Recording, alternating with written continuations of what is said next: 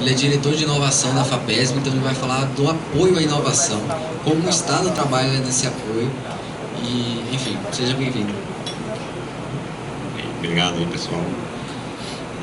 Inicialmente, queria agradecer enormemente a oportunidade de estar aqui falando com vocês.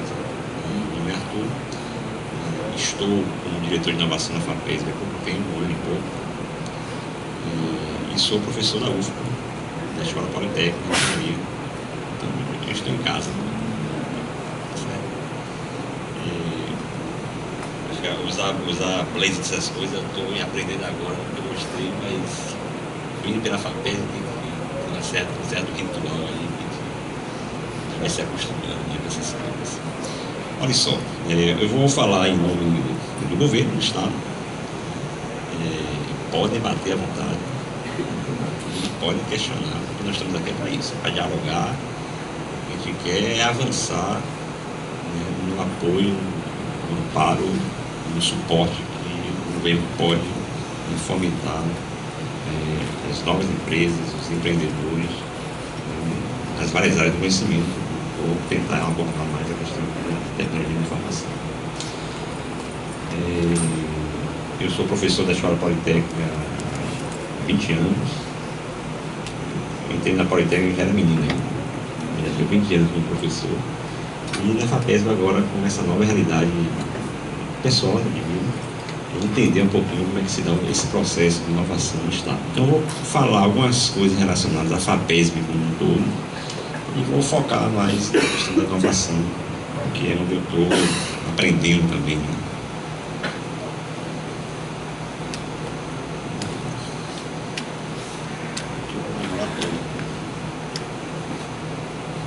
Setinha para mais negócio. Bem, a FAPESB é a Fundação de Amparo à Pesquisa do Estado da Bahia, que foi uma grande conquista da sociedade baiana. Vocês, não é o caso aqui de vocês, mas eu, por exemplo, quando entrei na UFPA como docente, em 90 e pouco, vocês estavam nascendo ainda, não existia a FAPESB. Então, só para vocês terem uma ideia de como se dava o apoio a pesquisadores naquela época, a época passada próxima. O meu primeiro pedido que eu solicitei à UFPA para ir para um evento, para apresentar um trabalho, foi uma peregrinação. Tive que bater na porta do secretário de planejamento do Estado para conseguir uma passagem. É um absurdo, um negócio que não tem cabimento, não é descabido, não é assim que se faz apoio e suporte. E aí a comunidade científica do Estado ensina realidades aqui no Brasil, a FAPESP de São Paulo, uma fundação internacional que dá todo o suporte ao Estado de São Paulo. Não é à toa que São Paulo é desenvolvido, então é uma fundação que tem 10 vezes mais orçamento do que nós, por exemplo. Então a FAPESP foi criada em 2001 a partir de um posicionamento da comunidade científica. E foi um grande avanço, uma transformação radical na questão do apoio à pesquisa no Estado. Para você ter um apoio à pesquisa antes da FAPESB, você tinha que entrar numa concorrência nacional, CNPq, FINEP, etc. Que não era fácil, há 20 anos atrás, há 15 anos atrás. Hoje continuamos, a gente está conseguindo aumentar essa capacidade científica no Estado, com grupos de pesquisa de excelência em algumas áreas, mas ainda com grandes carências. Não tem dúvida que temos ainda muito, mas muito a trabalhar nesse sentido. Então, a missão da FAPESB é viabilizar ações de ciência, tecnologia e inovação para o desenvolvimento do Estado. Estamos dentro de um contexto de um sistema de ciência, tecnologia e inovação, coisas muito recentes. A inovação no mundo é uma coisa nova. No Brasil, recente, na Bahia está engatinhando. Mas é inevitável que o empreendedor, o empresário, a universidade, o serviço público, a sociedade, se não entrar na inovação, se não inovar, não sobrevive. Peguei um pouquinho aqui a pessoa da Jus Brasil comentando, não sabe muito bem disso. Não existe empresa no mundo que sobreviva sem estar inovando. Não é à toa que a gente vem com grande esforço tentando colocar isso na cabeça do empresário, do empreendedor, e que não adianta você fazer um baita de um produto bacana e ficar parado no tempo aquele produto, já que não vai se desgastar e não vai ter mercado daqui a algum tempo. Então a inovação é um processo contínuo, não pode parar, não tem um tempo definido, é contínuo. E é necessário internalizar nas pessoas esse processo. Então o que a FAPESB tenta fazer hoje é exatamente isso, é esse primeiro empurrão a pequenas empresas, pequenos empresários, empreendedores, de que a gente dá aquele pequeno empurrão, é um recurso financeiro mesmo, sem retorno, mas ele tem que desenvolver alguma coisa inovadora, alguma coisa importante, que ele perceba que aquilo ali, inovando, eu vou conseguir, né, o meu lugar no mercado. Essa é a ideia. E é nesse contexto que a FAPESB trabalha. Aí tem toda uma caracterização aí de legislação, sistemas institucionais, etc. Dentro do sistema da FAPESB, a chamada Diretoria de Inovação é mais recente ainda.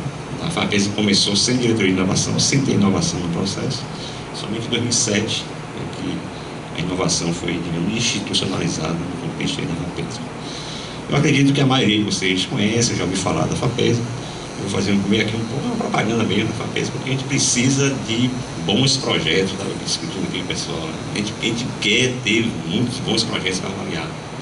A FAPESB tem hoje um padrão de excelência reconhecido nacionalmente, que a questão do mérito, a qualidade dos projetos que são aprovados é incontestável e é inegociável. Não existe meio bom projeto que a gente aprova. Isso não quer dizer que todos os projetos aprovados na FAPESB vão ser excelentes. Não é isso. E ainda mais na inovação, que é o risco eminente. Não existe inovação sem risco. Então, nós temos alguns princípios que norteiam a nossa missão, nossa função, nessa construção coletiva de pensar e agir, tudo que está envolvendo a ciência, tecnologia e inovação. E tem lá o compromisso social, a transparência, respeito ao mérito, o diálogo permanente, uma excelência de atuação, responsabilidade fiscal, grande problema, ação integrada, competitividade, são princípios que norteiam nossas ações em todos os nossos aspectos ligados ao fomento, à pesquisa e inovação no estado da Bahia. Eu estou aqui nessa diretoria de inovação, isso aqui é o organograma geral da FAPESB. Aqui a gente tenta implementar projetos e programas de um caráter diferenciado da pesquisa regular. Temos a diretoria científica, que é outra diretoria que lida mais com os projetos e as ações mais regulares, aqueles projetos de pesquisa dos pesquisadores de universidades, etc. E aqui na inovação a gente trabalha com empresas, que é uma coisa inovadora, altamente complicada, mas é possível, sem dúvida. A gente trabalha com incubadoras sociais, com ONGs, agricultura familiar, etc. Tem uma diretoria administrativa, que é mais questão burocrática mesmo.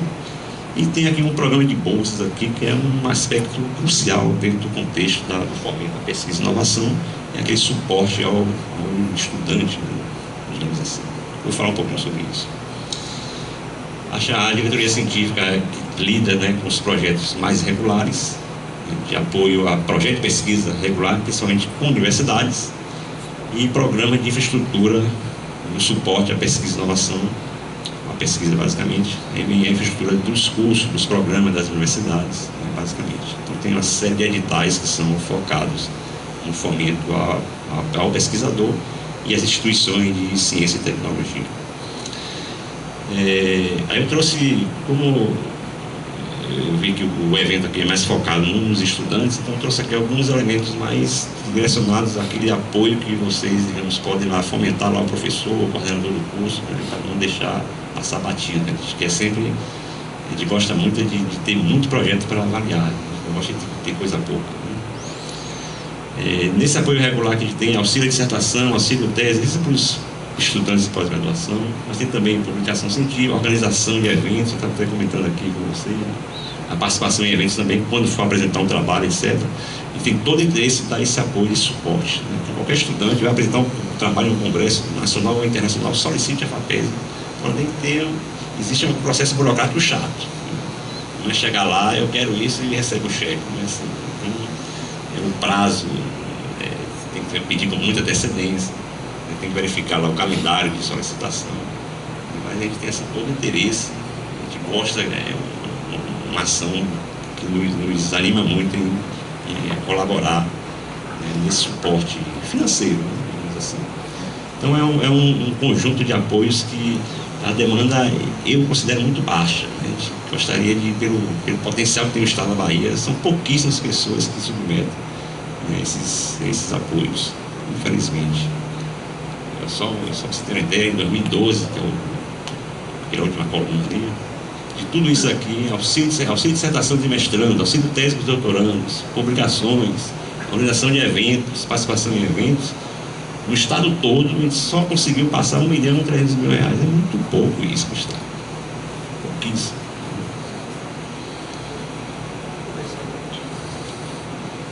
Ali foi um edital que em 2012 não foi lançado, e foi lançado no final de 2012, está sendo executado agora em 2013. Aí vai ter de vez em quando acontece uns problemas assim. Então eu vou comentar mais a questão com relação à diretoria de inovação, onde eu estou atuando, onde nós temos a inovação como um elemento indutor para o nosso desenvolvimento. Temos 3 coordenações ligadas à competitividade empresarial, ao desenvolvimento tecnológico e empreendedorismo e as tecnologias sociais e ambientais. São 3 coordenações que a gente tenta fazer uma integração entre eles. Na coordenação de competitividade empresarial, nós temos os editais de fomento a empresas, né, sempre focando o aumento de produtividade e a competitividade no mercado. Temos um conjunto de editais ligados à cultura empreendedora. O empreendedorismo no estado da Bahia é uma coisa decepcionante. Nós não temos a cultura empreendedora. Eu falo isso com muita tranquilidade. Eu sou professor da Escola de Engenharia da UFM. A escola que poderia liderar esse processo de empreendedorismo. É uma negação da questão do empreendedorismo na universidade. Meus colegas professores, a gente não tem essa discussão, né, formatação dos currículos. Não temos isso. Eu fico muito contente, muito feliz em estar num ambiente desse aqui, em que os estudantes estão atropelando o processo. Eu vejo o movimento das empresas júniores aqui no estado, uma coisa forte, que pode ser uma coisa transformadora realmente. Agora tem que canalizar, tem que partir para uma coisa de uma construção coletiva, um processo construtivo da sociedade baiana. Mas infelizmente ainda, isso eu concordo, vou até já antecipar alguns questionamentos de vocês, a formação que a gente tem aqui na engenharia, que eu lido mais diretamente, ela é muito pobre em qualificar a formação do estudante num contexto mais internacional, de ser um empreendedor, onde quer que seja a atuação dele. Não falo que o empreendedorismo não é somente em uma empresa, não. Você precisa de empreender no serviço público, você precisa empreender na nossa casa, você precisa empreender na nossa vida, no dia a dia. Esse contexto mais geral que eu estou querendo colocar. Então nós temos um conjunto de editais focados nessa questão do empreendedorismo. Eu vou até pontuar algumas questões. A gente tem injetado muito recurso nas universidades para isso, não está tendo resultado, infelizmente. E temos uma área que é mais nova, chamada de tecnologias sociais. A gente lida com os empreendimentos sociais, economia solidária, comunicação social, que é um outro aspecto que está um pouco fora aqui do contexto aqui do evento, mas é importantíssimo a gente não esquecer disso, que são as incubadoras sociais, a agricultura familiar, são as zonas de reciclagem, de produção agrícola, que é necessário ter esse entendimento também empreendedor, e muita coisa tem sido feita nesse sentido. E aqui algumas questões dessas 3 coordenações, vou pular aqui um pouquinho, não cabe muito. Alguns números aqui da FAPESM, no ano passado, em 2012, que estão consolidados, foram cerca de 480 projetos de pesquisa e inovação que a gente demos suporte, um apoio direto, cerca de 5.200 bolsas em diversas áreas de conhecimento. Não são números pequenos, não. No contexto do Brasil, é um negócio bastante significativo. Foram lançados 27 editais num conjunto total de cerca de 60 milhões de reais, isso em 2012. Em 2013 estava um pouquinho maior do que isso, fechou um pouquinho maior, sempre crescente. Apesar desse ano, esse final de ano, está tendo um certo bloqueio aí do governo do estado em novos gastos. Desde 2001, quando foi criada a FAPESB, já foram mais de 8.000 projetos de pesquisa, mais de 40.000 bolsas que foram, digamos, fomentadas. São números muito significativos e, de certa forma, vem alterando, né, positivamente a capacidade de pesquisa em tecnologia e inovação no Estado. Vou falar um pouquinho do programa de bolsas, porque esse é um aspecto fundamental. Hoje a FAPESB tem uma meta. Vocês são muito jovens, né? E quando eu fiz a pós-graduação, eu fiz um mestrado em 90. Para você conseguir uma bolsa no mestrado, eu fiz na Federal do Paraná. Era uma coisa, uma turma de 10 estudantes, só tinham 3 bolsas. Todo mundo de fora, vários países. Hoje, dificilmente um mestrando, um doutorando que tenha requisito para ser um bolsista, ele não tem uma bolsa, dificilmente. E a meta hoje da FAPESB é, em qualquer lugar do estado da Bahia, onde tiver um programa de pós-graduação, se tiver um mestrando ou um doutorando com requisito para ser um bolsista, ele vai ter uma bolsa. E está chegando isso aí, está faltando muito pouco para a gente fechar esse ciclo, que é uma coisa natural, normal, porque esse fomento é importante para o país, para o Estado, não é somente para a pessoa individualmente. Então esse programa de bolsa é um aspecto, ele até é separado das diretorias, um foco específico, né, da FAPESB. Cerca de 1/3 dos recursos é só para bolsas, no orçamento da FAPESB. Em 2012 foram cerca de 30 milhões, 5.000 bolsistas. Em 2013 um orçamento sempre um pouco crescente. Esse aqui é um gráfico dos investimentos em bolsas, os vários níveis, mestrando, doutorando, pós-doutorando, iniciação científica. Vamos pular isso. Já há um bom tempo a gente equilibrou. Antigamente as bolsas FAPESB tinham um valor menor, era um negócio estranho que tinha alguns anos atrás. Hoje está tudo. A ideia é que tem até aumentar mais do que o fomento nacional, mas por enquanto a política é manter o mesmo valor, o mesmo padrão. E praticamente todas as instituições baianas que lidam com pesquisa, tecnologia e inovação são demandantes de bolsas da gente. Praticamente todas elas. Algumas não são somente universidades não, CEPLAC, Embrapa, Fiocruz, tem cursos, mas tem pesquisas, né? Tem bolsas também.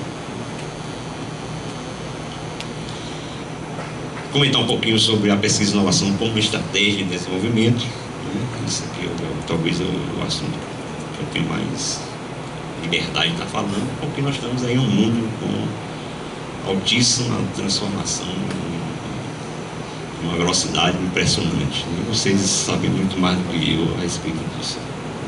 Eu trago sempre essa imagem aqui, nosso impactante.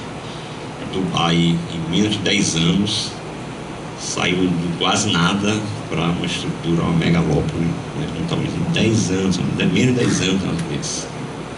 Isso aqui é um bairro aqui de Dubai, em 2000 só tinha uma avenida, uns prédios aqui.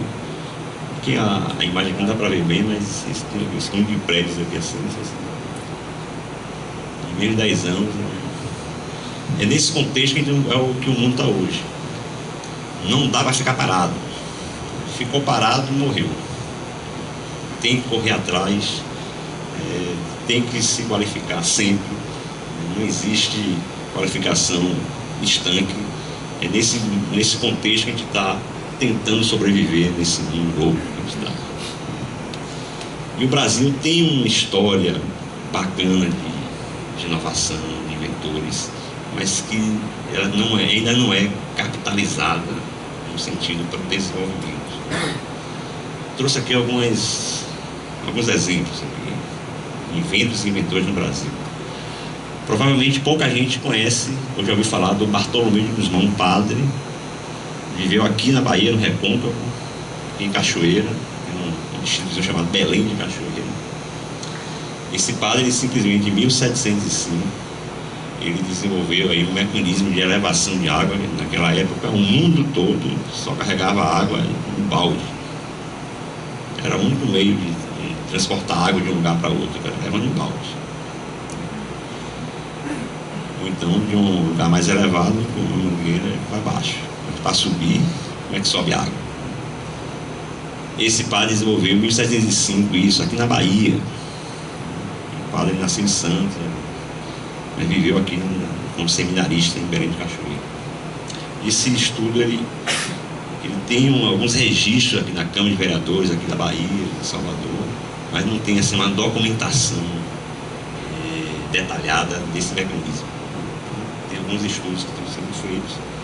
Isso aqui simplesmente, uma vez reconhecido isso aqui, e já tem grupos aqui, inclusive no Brasil e Portugal também, de tentar levar esse camarada, o Bartolomeu Guzmão, como simplesmente o primeiro invento nas Américas. Nada foi feito nas Américas antes disso, em termos de uma invenção, de uma inovação. Esse mesmo padre desenvolveu também aqui na Bahia o balão a ar quente. O balão foi feito um registro, inclusive como rei de Portugal, ele foi para Lisboa, apresentou lá o balão se elevando, só que lá dentro do palácio o balão bateu na cortina lá, iniciou um incêndio lá. Isso ficou meio morto. Hoje o mundo reconhece como inventor do balão os irmãos Wolf-Golf, os franceses. 70 anos depois os caras desenvolveram um balão maior, levou gente e tudo, mas todo o mecanismo de um baiano. Outros exemplos, o Hércules Florence, um francês que morou aqui no Brasil, em Campinas. Ele simplesmente ele criou o processo da fotografia. Foi o inventor da fotografia. Mas não é reconhecido no mundo isso, porque não teve os registros devidos. Somente os outros franceses, o Degas e o Niepce, que são considerados o pai da fotografia, vão ser 30, 40 anos depois que ele desenvolveu a mesma técnica. Assim. Santos Dumont é um caso à parte, é bem reconhecido. Uma parte do mundo reconhece bem, os americanos não reconhecem o Santos Dumont como inventor do avião. Tem outros exemplos mais recentes. Nicolay, uma grande briga com as empresas de telefonia, o cara simplesmente criou um sistema de identificação de chamadas que todo mundo hoje tem como coisa normal, né? Então o cara perdeu dinheiro pra caramba, o cara desenvolveu isso na década de 80 e não foi reconhecido, ganhou já na justiça agora, mas depois de 20 anos a patente já entrou para domínio público. O Sérgio Henrique, na década de 60, era um de vocês, assim, um pesquisador, né, na USP, em Ribeirão Preto, ele simplesmente descobriu no veneno da jararaca um componente que hoje é usado como um anti-hipertensivo mais vendido no mundo. Um negócio bilionário aí que o laboratório americano patenteou e está ganhando dinheiro. Assim mesmo o cara não patenteou. Então são alguns exemplos de que o Brasil é um craque, né, na inovação de inventores. É craque de futebol e também nessa área de pesquisa e tecnologia, mas é muito fraco ainda, muito pobre em fazer os devidos registros e ganhar dinheiro com isso. O mundo ganha muito dinheiro em cima de algumas descobertas feitas aqui pela gente. Muito bem, existe uma conexão muito direta, esse link, né, de termos uma baixa inovação e um pouco valor agregado naquilo que a gente produz aqui no Brasil, indicando uma certa vulnerabilidade aqui nossa. Investir em inovação é fundamental para uma economia mundial e, de certa forma, eu acredito que muito em função de não termos os devidos registros e uma ação assim, mais compartilhada, nós temos, no geral, um baixíssimo nível de inovação em termos internacionais. Aqui um estudo aqui de uma consultoria norte-americana, das empresas brasileiras mundiais que mais inovaram em 2012. Né? Então, das 50 empresas, só tem uma brasileira, que é uma incubada, né, na verdade, a Enalta lá de São Carlos, na USP. E o cara vem desenvolvendo aí equipamentos para agricultura de precisão, navegação de GPS, essas coisas, que vem revolucionando um pouco isso aí. As oportunidades são imensas, em várias áreas, nessa área de tecnologia de informação, principalmente. Inovação é você introduzir uma novidade, um produto, um ambiente, um processo. Pode ser totalmente novo, como pode ser significativamente melhorado. Tem que ter o foco no mercado. Inovação não é invenção. A inovação passa por uma invenção, mas tem que ter esse foco ou no mercado ou no social. Então tem muita inovação que tem, digamos, esse lado, né, de resolver uma demanda social, não necessariamente, né, tem que dar, digamos, um lucro econômico. Isso também é considerado como inovação. Os conceitos curricular. E a inovação hoje é estratégia de país, de governo. Então, a política brasileira de prioridades, o chamado Programa Brasil Maior, né, do governo federal, tem na pesquisa e na inovação como uma das prioridades. Não é à toa que tem aí uma série de oportunidades para os 6 estudantes e futuros empresários também. Sempre procura isso aí. Então, a ciência, tecnologia e inovação é um eixo estruturante para o desenvolvimento sustentável, né? Só que aí você tem uma malha, né, de problemas para resolver. Pesquisa, infraestrutura de ciência e tecnologia, eu acho que é simples resolver isso aqui. Promover ações para inovação também é muito simples resolver isso aqui. Agora, trabalhar com formação de recursos humanos é a coisa mais complicada e mais problemática que nós temos hoje. Tudo passa por termos recursos humanos devidamente qualificados. E esse é o nosso grande desafio, enquanto país, a gente construir uma massa significativa de pessoas que possam transformar realidades. E eu digo que não é um processo simples, não. Estamos muito longe ainda de chegar a uma estrutura mundial, né, qualificada. Aqui você tem aqui eu acho muito interessante esse gráfico aqui, que ele tem aqui nesse eixo o percentual em investimentos de pesquisa e desenvolvimento com relação ao PIB de cada país, né, percentual. Então, os países aqui investem 2% do PIB em ciência e tecnologia. E aqui você tem, nessa uma alta escala, de cientistas e engenheiros, a relação, né, de cientistas e engenheiros por milhão de pessoas de cada um desses países.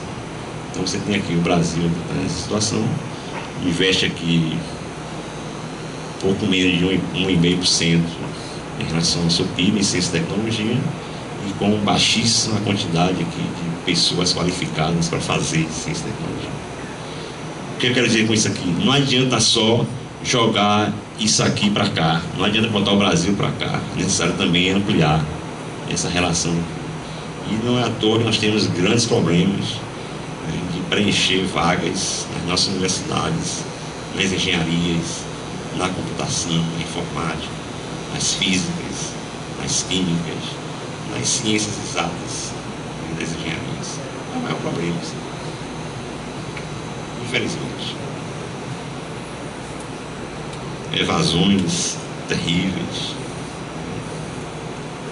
Parece que o brasileiro não gosta de matemática. Eu discordo disso aí, não é por aí. Eu acho que gosta muito, agora está faltando algo antes disso aqui. Mudar essa realidade aqui é fundamental.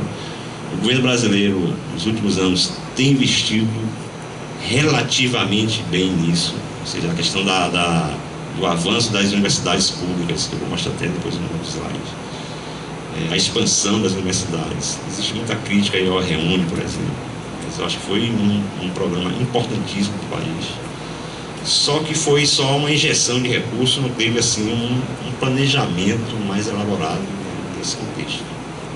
Então eu posso falar isso com tranquilidade, porque eu fui um dos protagonistas na criação de um curso novo de engenharia de agrimensura e cartográfica na UFBA.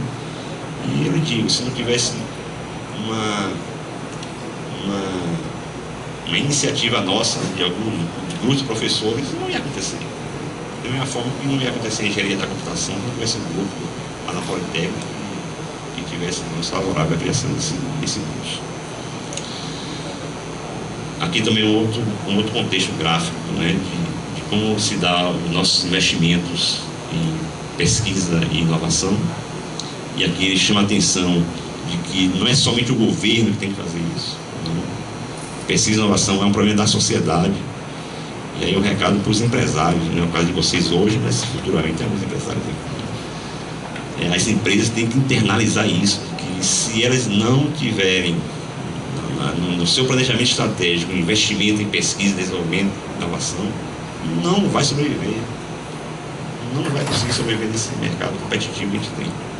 E o Brasil é muito pobre nisso aqui. E aqui no Brasil somente as grandes empresas que têm esse investimento. É uma Natura, uma Petrobras, que já internalizou isso, sabe que não vai sobreviver se não inovar. As pequenas empresas, uma boa parte da mortandade das pequenas empresas se dá por esse fato. Uma empresa não investe em inovação. Não investir em inovação vai falir. Ou vai ficar na dependência do governo. E aí vem a minha posição hoje na FAPESB, nós estamos atentos a isso. O que nós temos hoje de dificuldade de gerenciar editais de empresas e editais de pesquisadores de universidades também, tem um ciclo viciante e viciado que a gente precisa quebrar. Não tem como uma empresa, a Justo Brasil foi demandante nossa, que gosta de dar um apoio para iniciativas que a gente vê resultado, vê fruto, mas está avançando. O problema é ficar na mesmice. Isso vale para um pesquisador que fica 10 anos pesquisando a mesma coisa e não sai do lugar. Porque ele se reta quando a FAPESB não aprova determinado projeto. Então, vamos estar atentos a isso, a gente precisa investir mais nisso. Aqui tem alguns paradigmas interessantes. A empresa na China investe mais do que o governo. E em alguns países mais centrais em termos disso, você vê que as empresas que lideram o processo de inovação e pesquisa. O governo dá um suporte, é importante, mas se eu pegar, por exemplo, aqui, os principais países do mundo, o que o governo investe aqui, o Brasil está na linha. 0,6, 0,5, 0,6, 0,9. Mas vá para as empresas aqui, e é outro contexto. Então, é necessário pensar um pouco nisso e alterar um pouco essa realidade. Eu já falei sobre os engenheiros.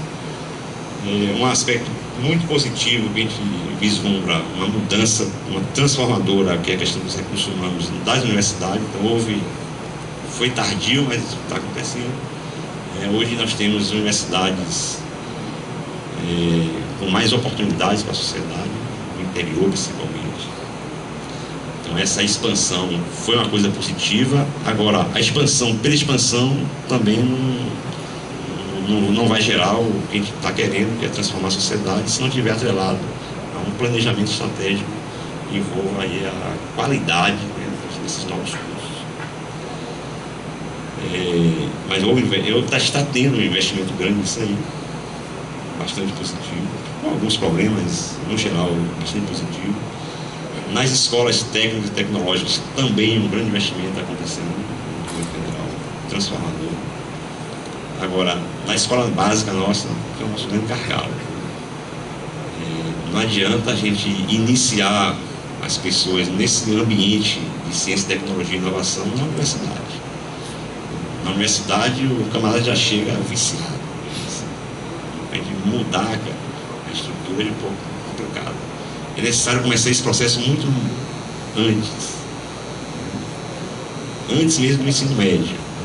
A nossa escola pública é o nosso principal desafio enquanto elemento de transformação. A gente não vai conseguir alterar nada se a gente não conseguir transformar a nossa escola pública convencional. Para vocês, quem não foi ainda, não deixe de perder essa oportunidade que nós temos nas universidades brasileiras. Uma oportunidade única de passar uma temporada fora daqui, vá para o exterior. Está muito fácil ir para o exterior. O governo brasileiro está dando todo o suporte para isso. Eu tenho tentando tentar estimular lá nos estudantes lá da Politécnica ao máximo. Não deixe de perder essa oportunidade. A gente volta com uma outra dimensão do mundo. Fique 6 meses só, se quiser ficar um ano. Está com saudade do pai, da mãe, do namorado. Fique 6 meses. Se passar um ano, é excelente. Outro recado que eu dou para vocês. Muito provavelmente ninguém vai se contentar aqui em ficar só na graduação. O estudo, o conhecimento tem que ser uma coisa continuada. Então fazer uma pós-graduação está se tornando uma coisa natural para a grande maioria das pessoas. Minha sugestão, não façam um mestrado aqui em Salvador, na UFBA ou na universidade daqui. Saiam daqui. Saia. Na Europa, por exemplo, ela já é institucional. Na Alemanha, eu passei uma temporada lá na Alemanha.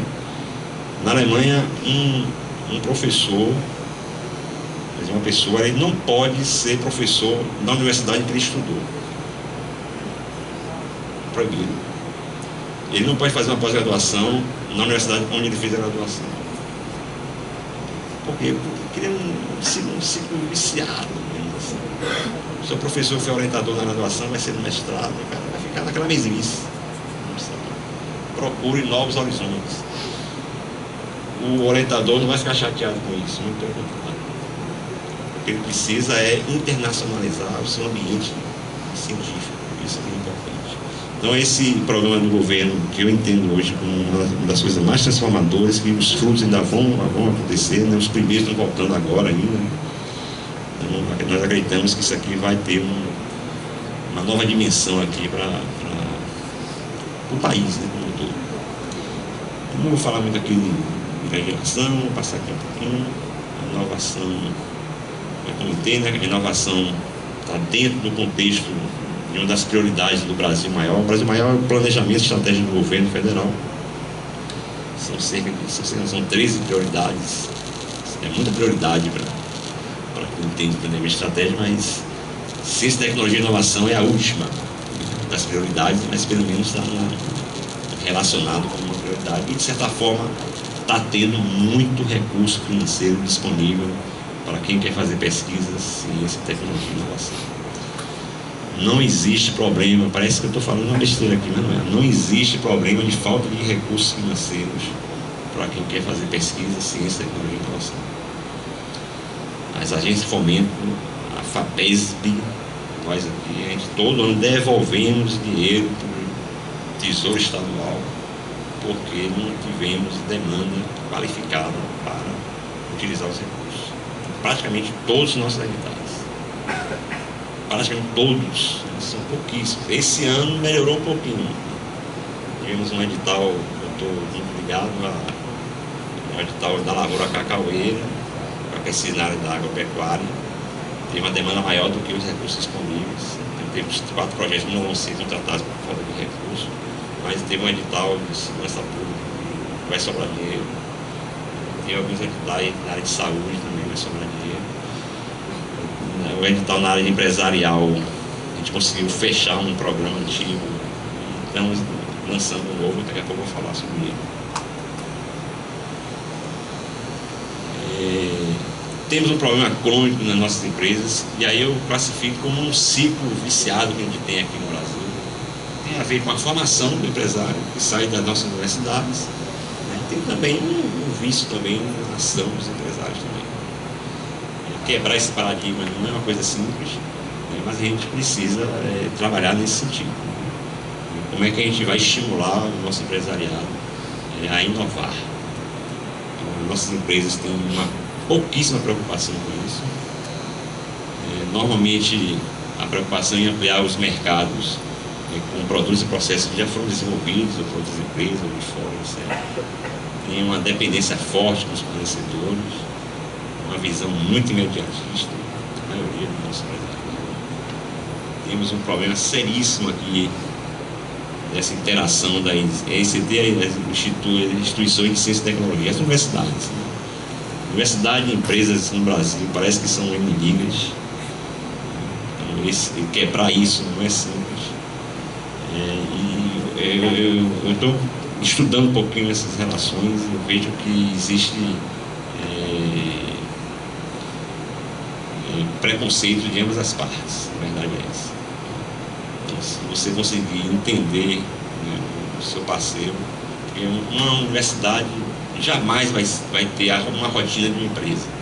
Da mesma forma que uma empresa jamais vai ter uma rotina na universidade. O que a gente precisa é entender, né, que cada um pode, tem capacidade, qualificação de fazer, e a partir de que cada um pode fazer de melhor, juntar os interesses e trabalhar num sentido mais comum. O que a gente vê hoje é que cada um quer que o outro se transforme na sua realidade. Jamais vai acontecer uma interação nesse sentido. Isso, os europeus, os americanos são craques de fazer essa interação. Aqui nós estamos ainda muito atrás de ter essa interação azeitada, digamos assim. Um baixo investimento, isso aqui já tinha comentado, né? Vamos pular aqui que eu quero dialogar mais com vocês, né? Vocês estão marcando tempo aí?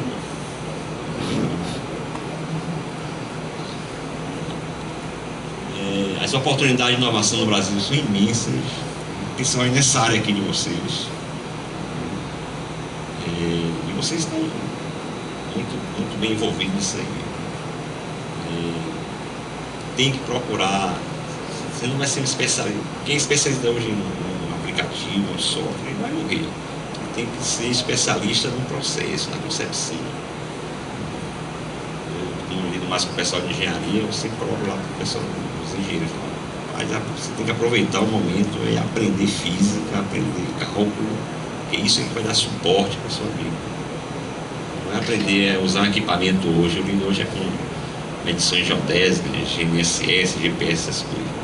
Isso aqui já está hoje numa tecnologia. Quando vocês se formarem, vem outra coisa. Vocês vão conseguir internalizar esses processos conceituais, vai ficar para trás. Então, as oportunidades são imensas, principalmente com a questão aí da web, das tecnologias de informação. Tem toda uma gama de produtos a serem desenvolvidos, processos produtivos, inovação em termos de organização. Temos que ter essas preocupações em patentes, registro de software, registro de marca, para ter uma proteção, né, sobre a produção intelectual. Isso a gente não consegue colocar isso para os professores, os estudantes, ninguém tem interesse nisso. E assim, a pesquisa, a inovação, a tecnologia é um processo estabelecido que não para. Não morre, só faz ampliar. Tive um professor na história que sempre falava isso. O que a gente faz na pesquisa? Hoje se faz pesquisa na graduação. Então imagine hoje você pegar tudo que já foi produzido de conhecimento, você joga num balão, numa bola. Um balão não é só um balão. Tudo que foi produzido está ali naquele balão. Isso quer dizer que o que está fora daquele balão é o desconhecido. Então, tudo que foi produzido você joga dentro do balão. O que está fora é o desconhecido, que você não conhece.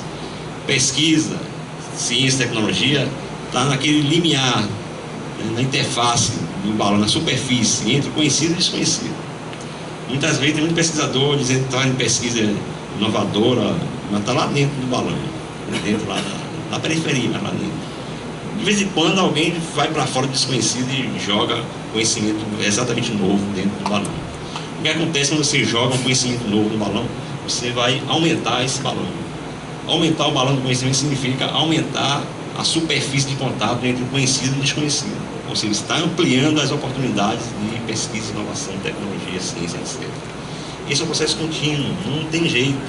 Vai sempre faltar gente para trabalhar, vai faltar pessoas qualificadas. O que a gente precisa fazer em termos de governo de gestão é ter os recursos materiais à disposição. Esse é o nosso desafio, que no contexto hoje de Brasil, eu digo com tranquilidade, os recursos materiais de infraestrutura estão disponíveis, estão acessíveis. Não temos problema de recursos financeiros, mas temos problema de pessoas, gente que possa desenvolver propostas qualificadas que possam acessar esses recursos. Isso é o que nós queremos transformar. Vários desafios, várias metas em termos de inovação no Estado. Só quero notar aqui algumas questões de legislação hoje passaram adiante. Educação científica nas nossas escolas não é um problema isso. A gente não tem ciência nas escolas. Eu falo a escola base, a escola pública, a escola do bairro lá, do governo, da prefeitura. A gente está formando a nossa massa de pessoas a baixíssimo nível, Isso é um problemão. Um problema para quem, inclusive para quem tem a formação de alto nível. A gente não vive numa bolha. Não existe isso. Se não tiver educação de qualidade para todo mundo, quem tiver a sua educação de alta qualidade vai se perder também. Não vai conseguir se superar em um contexto mais amplo, internacional, digamos assim. Interação entre empresas e universidades, eu já comentei a respeito. Temos que inovar a gestão pública. O problema, eu já tentei entrar na área, quando assim que me formei em engenharia, eu tentei ser empresário. Mas aí fiquei numa encruzilhada de vida, ou fazia um mestrado, ou dava prioridade à empresa de topografia que eu já estava desenvolvendo. Eu priorizei fazer um mestrado, e aí virei professor, e meu sócio na época está rico, e eu estou ainda pegando, mas estou muito satisfeito com o que eu faço. Inovação na gestão pública é importantíssimo. Nós temos problemas crônicos na nossa gestão pública, tudo viciado em geral, mas tem muita gente tentando melhorar, tentando capacitar isso. Inovação no interior do Estado, temos que pulverizar isso, né? Existe qualidade de pessoas, de grupos, de gente em todos os recantos, né? Temos que acessá-los. Hoje a FAPESB acho que investe 80% aqui em Salvador, região metropolitana. Está errado isso. Agora, tem que ter coisas de qualidade vindo também do interior. Aqui um aspecto que a gente está investindo, certamente no ano que vem vai lançar um edital aí voltado à economia criativa, para cidades inteligentes. A questão aqui no estado, na Bahia, no Nordeste, convívio com a seca, é uma coisa que não pode. Nós terminamos de ter aí uma baita de uma seca aí, quem é do interior, que ficou, digamos, como assessores isso, de forma indireta. Mas a seca é um processo que a gente deve se conviver com ela, né? E nós não estamos preparados para isso, infelizmente. Nós estamos só aguardando chegar a próxima seca. Então, a gente quer fazer também um investimento maciço nisso aqui, para ver se a gente consegue criar aqui uma estrutura no Estado, um baita de um centro de pesquisa para conviver com a seca, desenvolver tecnologias para isso. É possível. E queremos também ampliar nossos apoios para novos segmentos, na área de mineração, indústria naval, geotecnologias, mobilidade urbana, na área de comércio. Tem algumas questões aqui que a gente está avançando, mas são grandes desafios. Não é uma coisa ainda, digamos, que está no nosso dia a dia, né, em termos de inovação.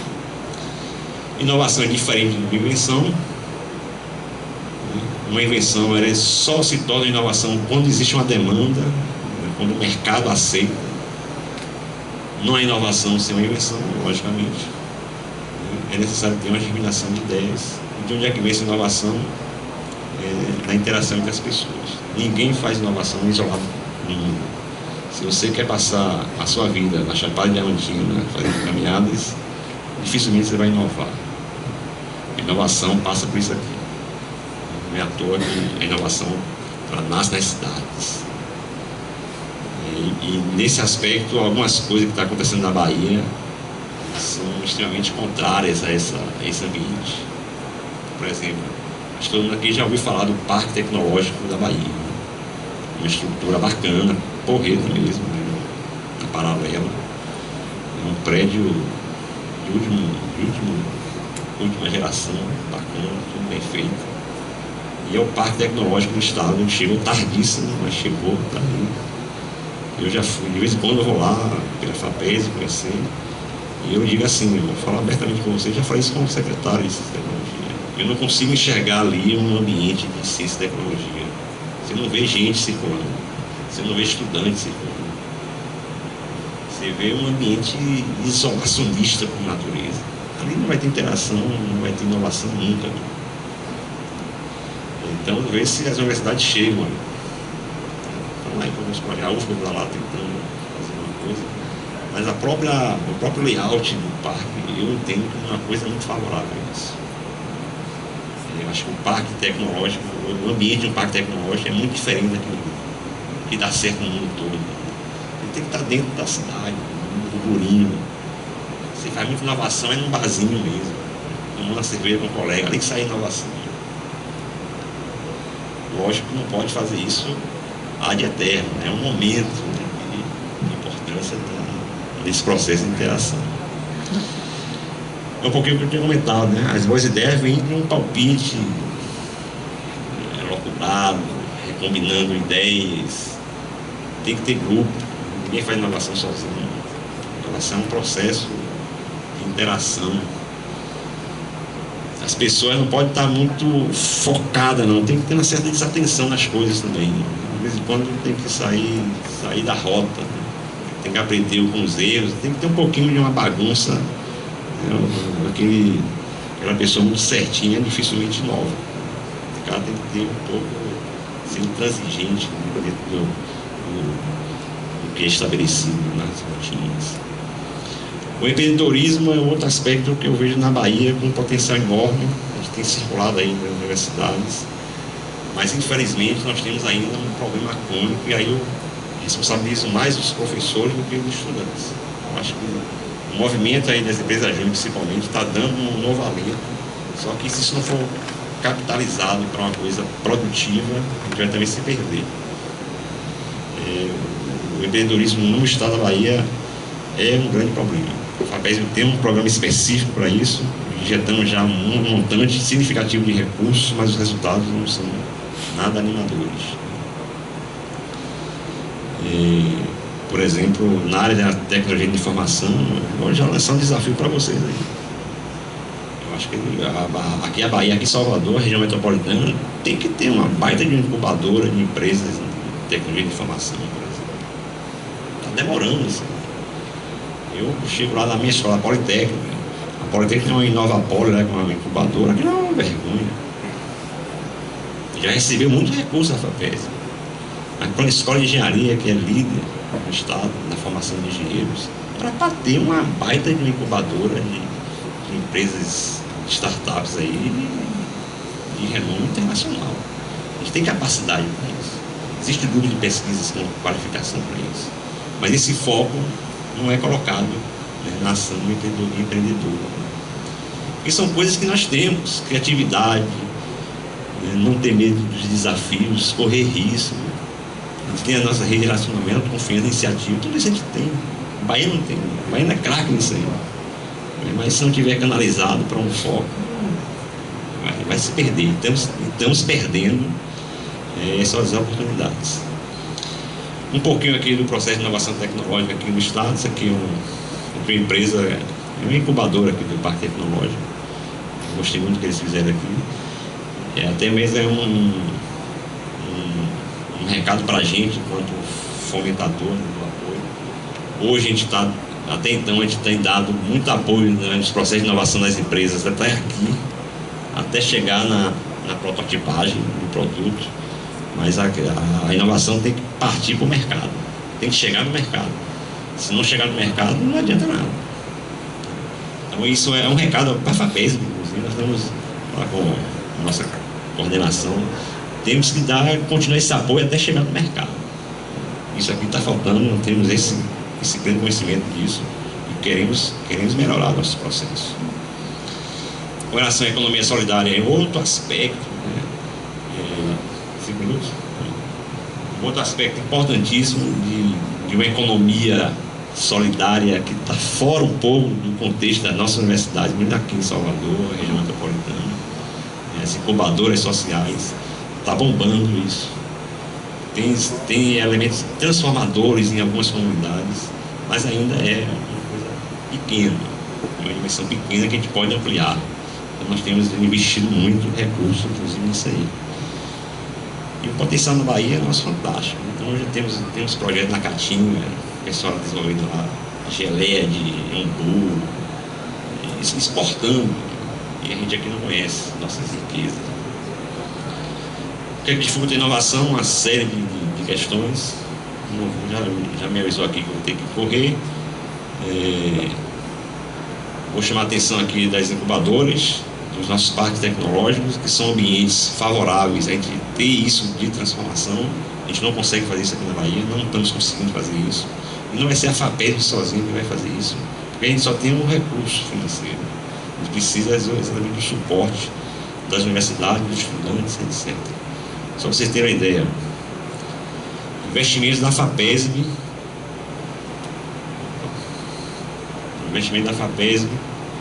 somente, né, nas ações de empreendedorismo e correlacionados. Vários projetos para educação por empreendedorismo, 3 milhões de reais. Apoio às incubadoras no estado, 4 milhões e meio de reais. Curso de especialização em inovação, 1 milhão. Isso aqui tudo injetando recursos. Concurso de inovadores, que eu acho que você já conhece. Organização de eventos, projetos, sistema de inovação locais da universidade, 7 milhões de reais. Participação em eventos. Aqui são projetos continuados. Aqui é um projeto mais ou menos bem estabelecido. 30 milhões já investimos. Não é pouca coisa isso. De 2008 até o ano passado. Não é pouca coisa. Isso é reconhecido nacionalmente. São poucas as fundações estaduais que colocam um montante de recursos nessa natureza, nessa área somente. E eu digo, eu estou na diretoria de inovação, o retorno que isso tem tido para a sociedade é muito pouco. A gente não está conseguindo que esse recurso seja um recurso transformador da nossa sociedade, infelizmente. Incubadoras. É impressionante como nós temos uma incapacidade total em termos de incubadoras de empresas de base tecnológica. Aqui está acelerando mais do que eu quero já estar incubadoras que nós já apoiamos continuamente. São pouquíssimas no estado, na UNEB, na FTC, na Unifax, na Ilhéus, na Feira e aqui da UFBA. Pouquíssimos. Isso nos últimos 5, 6 anos. Temos algumas aqui no Senai que a gente não teve ainda apoio nosso, e no Parque Tecnológico não teve apoio direto. Mas isso é muito pouco para um estado como a Bahia, o potencial tecnológico que a gente tem. Nas universidades, um outro aspecto que as universidades têm recebido um montante enorme de recursos para fomentar a pesquisa e a inovação nos grupos de pesquisa das universidades. Então, praticamente todas as instituições recebem recursos de um montante razoável, mas isso não tem gerado um retorno de forma significativa. O concurso de ideias inovadoras para os estudantes, a gente sempre fomenta isso para vocês. Lança suas ideias para a gente avaliar. A gente tem todo ano um concurso de ideias inovadoras, são 15 mil reais de prêmio para o primeiro lugar, 10 mil para o segundo, 5 mil para o terceiro. E esse ano a gente, infelizmente, só vai ter que fazer isso um ano. Já foi feito o concurso, já recebemos as propostas, são cerca de 100 mil propostas que foram recebidas, mas só vai ter a premiação no início do ano que vem. O governo do estado ele travou aí os gastos. E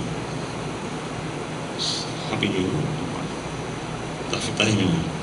Lançamos esse ano um edital que a gente acha importante que tenha uma ressonância maior nas instituições aqui de ensino e pesquisa do nosso estado. A gente lançou de forma inovadora esse ano, tivemos cerca de 50 propostas, já fechou o edital, tem processo de avaliação, mas é um apoio para a educação inovadora, um apoio para ambientes de ciência e tecnologia, e isso aqui é bem inovador, de construção de protótipos científicos. Mas ainda assim, a demanda foi muito pouco. Tipo assim, vamos lançar aqui, para vocês que estão fazendo aí alguma coisa de inovação legal com o seu professor, a gente dava assim, dá 25 mil reais, só faz um robô, faz um software, faz uma coisa. Dá 25 mil reais, não precisa devolver não. Agora tem que usar, tem que fazer. A gente só vai cobrar, queremos ver o negócio, a inovação funcionando. Foram aqui, a gente está avaliando aqui as propostas, mas não teve mais do que 10 ou 15. É muito pouco para o potencial que a gente tem no estado. Isso aqui foi uma coisa que a gente lançou esse ano pela primeira vez. Eu vou insistir nisso, ano que vem a gente vai lançar de novo. Mas estou divulgando para ver se a gente consegue atingir pessoas que não ficaram sabendo disso. Eu acredito que teve muita gente que não ficou sabendo. E finalizando aí, um edital novo que a gente vai lançar. Na semana que vem vai ter aqui na Bahia, em Salvador, no Centro de Convenções, a Feira do Empreendedor. Quem tiver oportunidade, não deixa de dar uma visitada, que é o Sebrae que organiza isso. E vamos lançar no dia 24, dentro da Feira do Empreendedor, né, esse novo edital, o Tecnova Bahia, que é uma parceria da FAPESB com a FINEP. que financia uma agência nacional de financiamento. Então nós vamos ter um edital de 13 milhões e meio de reais para empresas, pequenas empresas, microempresas inovadoras, para submeter propostas de até 400 mil reais para desenvolver um produto inovador. Esse é a exigência. E vamos lançar também um focado na gestão da inovação. Isso aqui é aquele gargalozinho que falta para botar um negócio no mercado. A gente quer também lançar um edital menor, mas focado mesmo para pegar a inovação e jogar isso no mercado. É a questão da gestão que está faltando muito isso. E finalizar aí para deixar esse alerta do nosso maior problema que eu vejo hoje, é a nossa escola básica. A gente não vai conseguir fazer nada de bom, de produtivo, de legal para a sociedade se a gente não transformar de forma significativa e substancial a nossa escola básica, a escola pública, a escola da massa dos brasileiros. Se essa escola não for de qualidade, não vai dar nenhum investimento.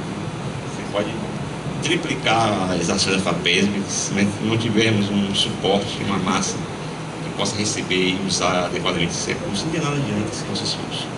Então esse recado, esse é o problema da sociedade, não começou do governo, é o problema de todos nós.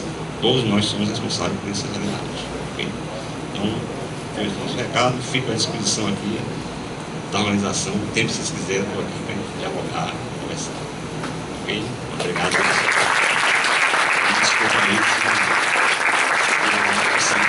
A expectativa de vocês em relação a essa apresentação. Obrigado, galera. Alguma pergunta para o senhor Arthur? Fique à vontade. Corrija se eu estiver errado. Em relação ao ciência de governo, a informação que eu tenho é que o último edital saiu agora. Tem proposta, você sabe dizer se não abrir novos editais? Eu não posso responder de forma assim precisa. Eu sei que existe um limite do programa inicial, que é aquelas 101 mil bolsas. Ao atingir esse limite, deve-se fazer uma reavaliação do programa. Então, eu acredito que a primeira leva dos acho que 101 a 105 mil estudantes, quando atingir esse limite, vai se fazer uma reavaliação. Ou se bloqueia ou se prolonga. Mas hoje está trabalhando com esse limite, que foi um limite orçamentário para o governo brasileiro fomentar esse acordo. Mas eu acredito que se a avaliação for positiva, só vai ter a possibilidade de ampliar isso. É um jogo político interessante. Em relação à qualificação da escola básica, na Bahia. Em relação à Qualificação do ensino básico na Bahia. Eu que venho de escola pública, na época eu não tive assim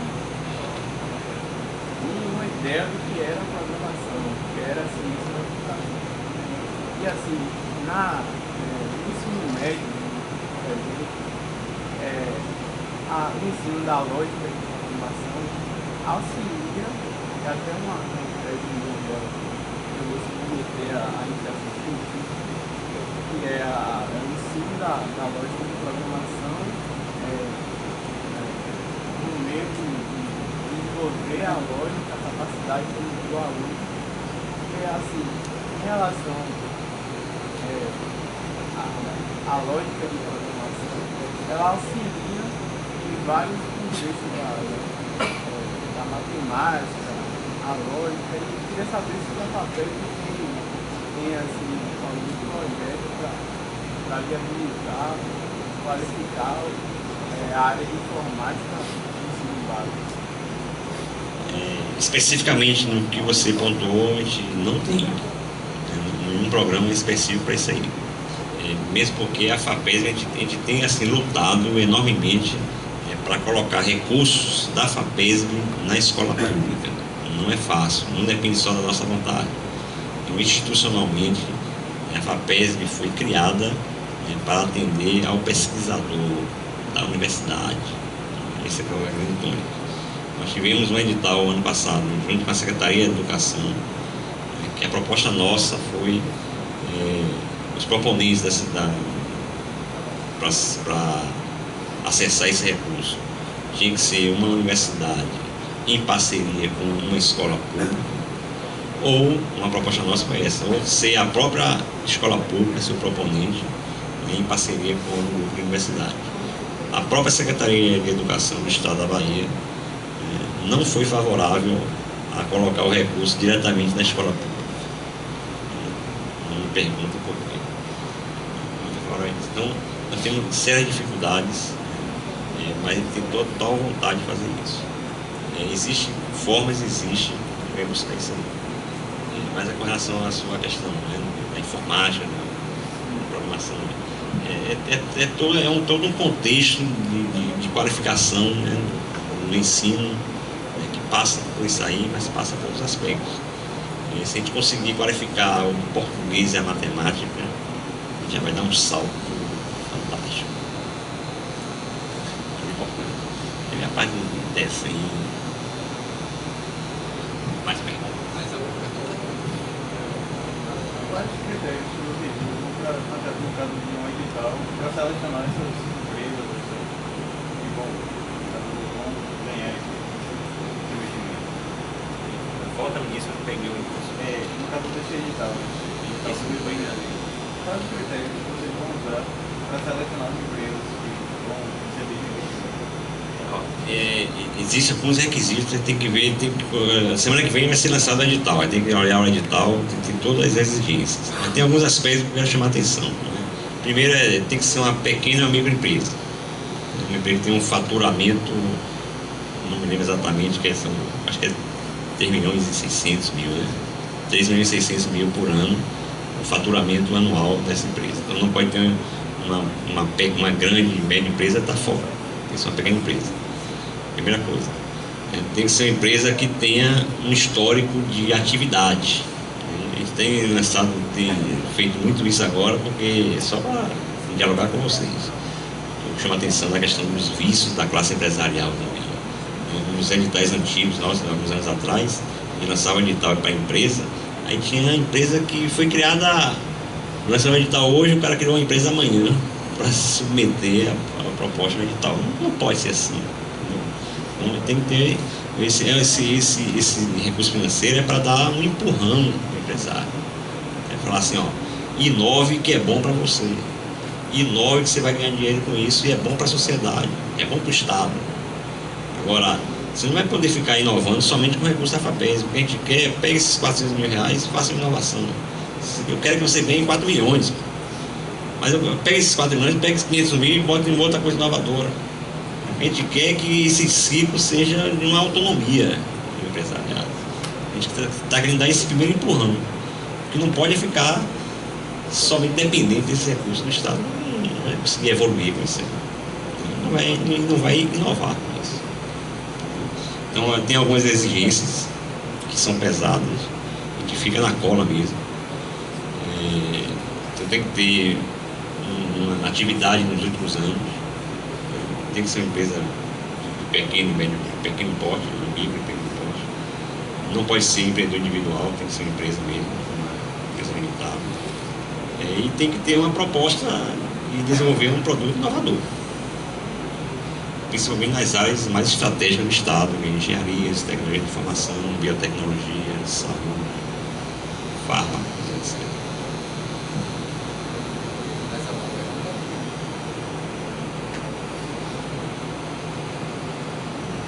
Ok, eu gostaria de agradecer ao Sr. Arthur pela presença, por ter aceitado o nosso convite. De nada. Galera, então agora vai ter um lanche lá fora, então a equipe correu bastante mesmo, conseguiu um lanche. Então antes de ir pra casa, vocês podem ir lá, aproveitar, troca ideias, aumenta a rede e cria projetos para participar desses editais. Ok, obrigado, boa noite.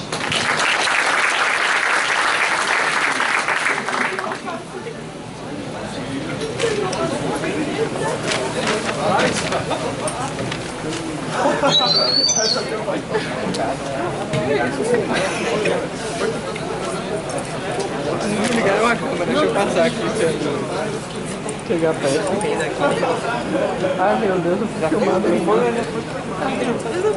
Eita, rindo.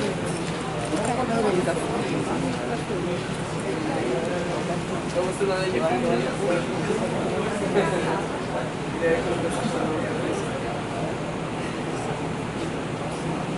fim.